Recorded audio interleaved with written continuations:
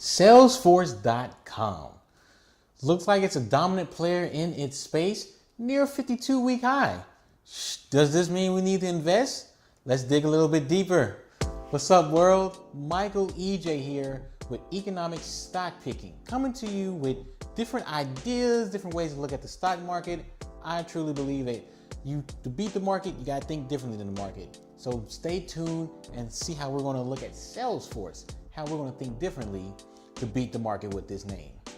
Now, jumping straight in, for all those who don't know, Salesforce.com ticker is CRM because they are a CRM platform.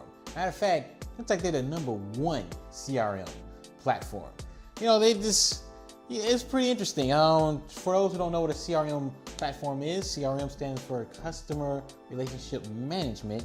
And the simple ones where you think there's a ton of competition, which, by the way, there are a lot of small players in this space, a lot of niche players that maybe go to one industry or the next. And I mean, it's just really technology that helps companies manage relationships with existing as well as potential customers. I mean, that's really pretty much all it is. You can also use it to help manage relationships with suppliers, maybe some marketing stuff.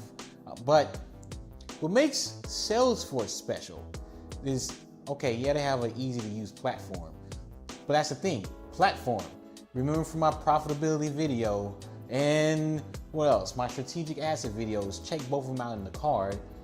The ecosystem, they have an ecosystem where they can cross-sell and upsell customers. In that ecosystem, I mean, it kind of helps you measure things like lead conversion, turning a potential customer to an actual customer, productivity, customer satisfaction. I mean, tracking all these different things through maybe a marketing side of the CRM, analytics side of the CRM. I mean, or you just have it all under one suite, have all the modules that you can. I mean, that's pretty easy. It helps you just manage things. It helps you manage things in general. Stay on top of everything. Track from one medium. Maybe you're tracking somebody through email, then you track them through social media. I mean, this makes the world a lot easier from that standpoint for any business, and that's the key. I mean, yeah, they're in the major businesses. I mean, who isn't? But I mean, small and mid-sized businesses can take advantage of Salesforce.com as well.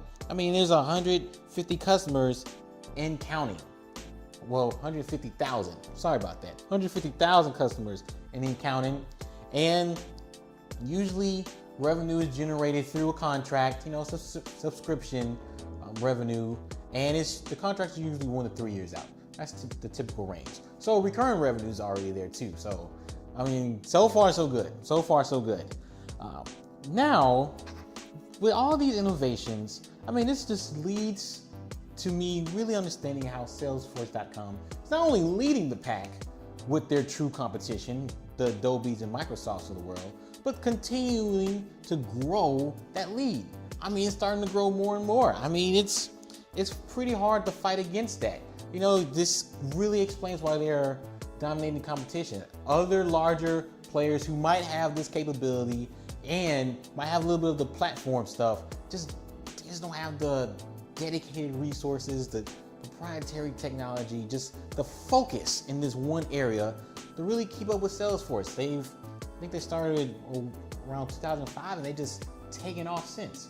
It's taken off since, especially in this type of world where this is probably going to be the #1 like business spend in technology going forward. This is probably one of the biggest ones. Once you start growing, you're going to need this. This technology, CRM, is going to be needed. And you might as well roll with the best. Maybe a little pricey after reading customer reviews, but it's worth the price. Now, with all of that is confirmed with the fundamentals. Now, I think the fundamentals are good, but they're not great. Good, but not great. This is what I mean. I mean, yes, you see really good growth. I mean, 20+% revenue growth, maybe for the next year or two, and then it maybe goes down to the high teens. That's great. That's good. Profitability is, you know, I mean, it's decent. If you just look at earnings per share and you look at that PE number that's over 300 times, you'll be tricked. It's not as bad.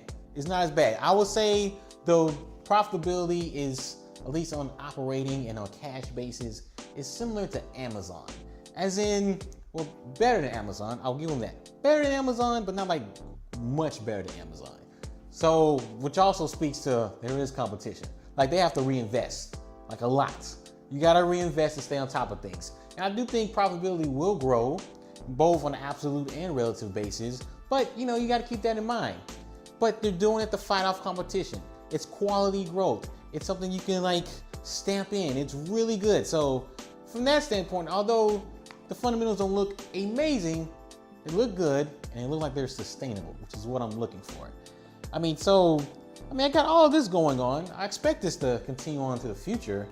I mean, overall, yeah, the stock is slightly overvalued. It is a little bit overvalued today because I see this stock reaching $200+ a share going to 2, 3, 4 years into the future. I actually think it's a good investment.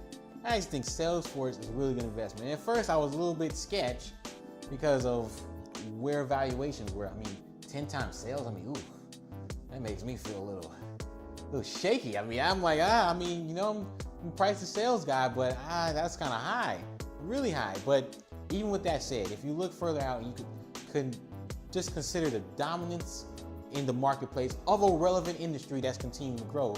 It's hard not to buy into Salesforce.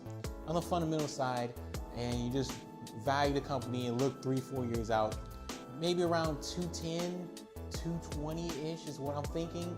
I mean, that's a pretty good internal rate of return if held over a 2 to 3 year span. So I'm definitely down for it. Now, because it's near a 52-week high, I'm kind of like, well, what if this could be a short-term trade too? It would be great if it was, if I think it can work out, if you don't have the conviction I have longer term, but the sentiment's weak. And this is what I mean by weak. I explained in my Sonic video about the buyback system. Check that out in the card as well. I'm really trying to get into this overreaction, underreaction, trying to understand what the market is thinking and if they're doing too much or they're not doing enough. With Salesforce, I think they're doing too much. I mean, I see the stock possibly going down in the next couple of weeks or so. This is why. First of all, there's way too much expectations. It's overvalued for a reason. Even with all the good things I just said about the company, still think it was overvalued. Not by much, but I'm like, man, I mean, how much more could they do? Literally, there's like 50 analysts covering this stock, and almost all of them got it as a buy. And they've had it like this for a while. Like, well, I mean, what are you supposed to do? I mean, I'm seeing, you know, reports just coming in and all of them are reiterating the stock as a buy or raising target price. Who cares? Nobody cares. That doesn't help. What helps is an upgrade. And then after that upgrade, you have money actually pile in to confirm the upgrade. So, I mean, first of all these reiterating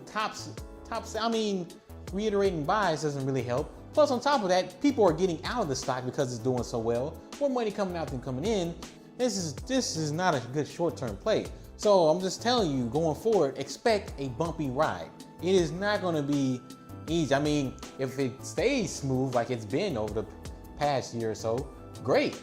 But even if it's not, I'm not going to be surprised. Not going to be surprised at all. But even with that said, still think it's a long-term buy. And if you're looking at it from a long-term perspective, make sure to check this one out. Name is Michael EJ here. I want to thank one of my subscribers for actually putting me on game over here with CRM. If you have any other stocks that you would like me to take a look at, make sure to let me know. Subscribe to the channel. Talk to me in the comment section. I'm always around. I might be a little late, so, you know, responding. Work gets in the way. But other than that, we got this, guys. We got this. Make sure to subscribe once again. Check out all the differentiated videos I have in my queue. And I'll see you at the next video. Peace.